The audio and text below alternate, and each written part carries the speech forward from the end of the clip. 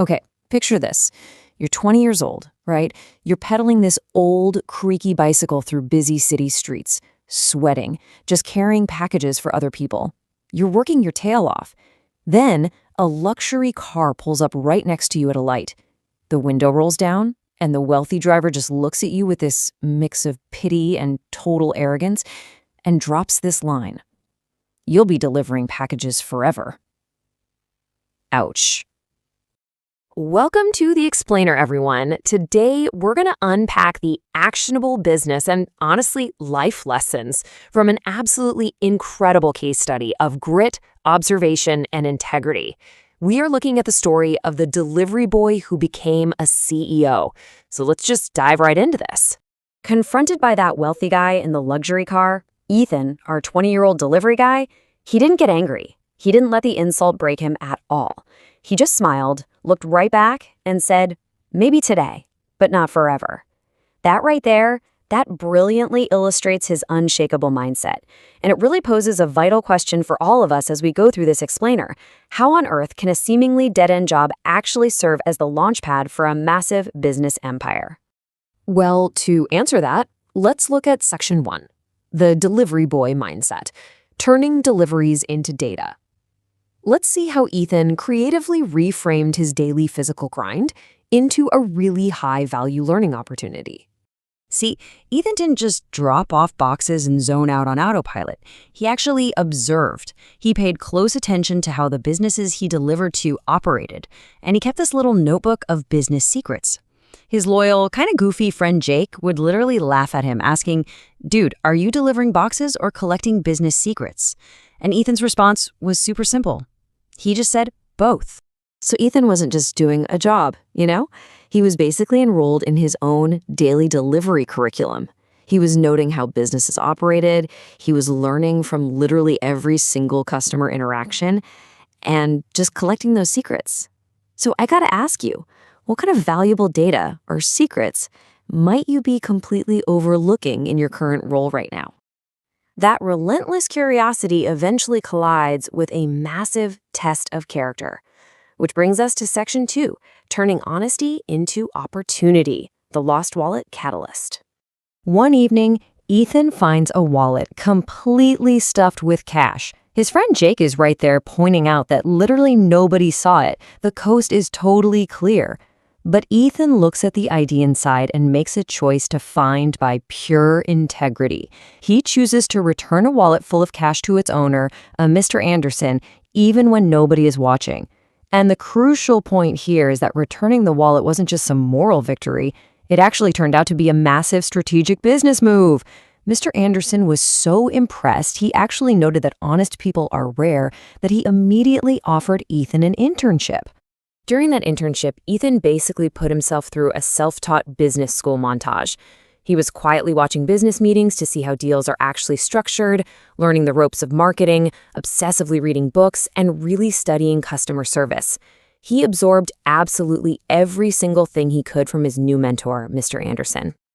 But, every great journey hits a crossroads. Section 3, the shortcut versus trust, the dichotomy of mentors. Ethan suddenly faced two fundamentally opposing business philosophies. On one hand, you have his mentor, Mr. Anderson, who taught him the foundational truth that businesses grow because they solve problems. But then, enter Mr. Victor. He's a dishonest businessman who offered Ethan a super lucrative partnership, but his motto was completely different. Trick customers with fake promises for quick profits. So what does Ethan do? He politely but very firmly rejects Mr. Victor's offer. He chose to build long-term trust rather than chase those quick, dirty profits. And that commitment to trust really sets the stage for our next chapter. Section 4, competing with the giant, the power of humble beginnings. This is the moment where Ethan finally starts his own local delivery service, and he brings his loyal friend Jake on board as his very first employee. Now, I really want to emphasize the incredibly small scale of his startup here. He didn't have venture capital funding. He didn't have a massive fleet of vehicles or anything like that. He literally began his logistics empire with just one single old bicycle. That's it. And to add to that, they started with only 2 customers. Just 2. In fact, things were so incredibly scrappy that Jake once hilariously delivered a pizza to the exact wrong address. But because they were just so genuine and charming about the mix-up, the surprised family actually invited Jake inside to eat with them. I mean, despite having almost nothing, they survived those early days on pure charm, smiles, and just a ton of goodwill. But then the stakes get raised tremendously. How do you survive when a giant competitor suddenly enters your market? Out of nowhere, this massive, faceless corporate delivery company moved into their city, and everyone, including Ethan's own terrified employees, believed his tiny local company was just inevitably going to fail. So how exactly do you compete against a giant with massive scale? Well, Ethan looked at his panicked team and said, "Look, we can't be the biggest, but we can be the most trusted." He focused relentlessly on absolute honesty, blistering speed, and personalized customer care. And the lesson here is so profound. You really don't have to be the biggest, as long as you ensure your customers remain fiercely loyal because you are the most trusted. And trust, it turns out, scales remarkably well. Section 5. Delivering a legacy, the ultimate ROI of trust. We are going to jump ahead years later now to see the actual return on investment. Just look at this incredible trajectory. He starts out as a mock delivery boy. He turns a simple act of honesty into a role as an unpaid intern. He launches a local startup with literally 1 bike. He manages to survive the corporate giant by doubling down on customer loyalty. And finally, he reaches the absolute top as a national logistics CEO. He built one of the largest logistics businesses in the entire country, eventually earning this triumphant magazine headline, "Former delivery boy becomes CEO." When a reporter asked him what his absolute greatest advantage was against the competition, Ethan's answer completely anchored his entire success story. He said, "I delivered more than packages. I delivered trust." And that brilliantly illustrates that his foundational product was never actually logistics. It was always trust itself. And what's truly inspiring is what he did with all that success. Ethan went on to create scholarships for the children of low-income workers. In this beautiful, full-circle moment, his mother, Lisa, looks at him with just immense pride and points out that he went from carrying packages to carrying people's dreams.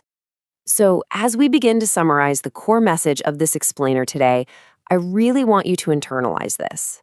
Never let your current job decide your future. Just as we saw early on in the story, every journey, no matter how massive it becomes, begins with one small ride. Let's distill everything we've learned into a final core playbook for your own career. First, honesty creates opportunities. We saw that so clearly with the lost wallet. Second, hard work turns dreams into reality, just like that notebook of secrets in action. And finally, your first job is only the beginning. It's a stepping stone. It's a classroom where you collect the exact data you need for your next leap. I'll leave you with this final thought. In our story's close, Ethan, who's now a highly successful CEO, takes his old bicycle out for a ride, and he meets a young, doubtful delivery boy, wondering if he can ever really succeed. Ethan smiles and asks him a powerful question. And it's the exact same question I want to ask you right now. Is your bicycle holding you back, or your doubts? Examine your own limiting beliefs today.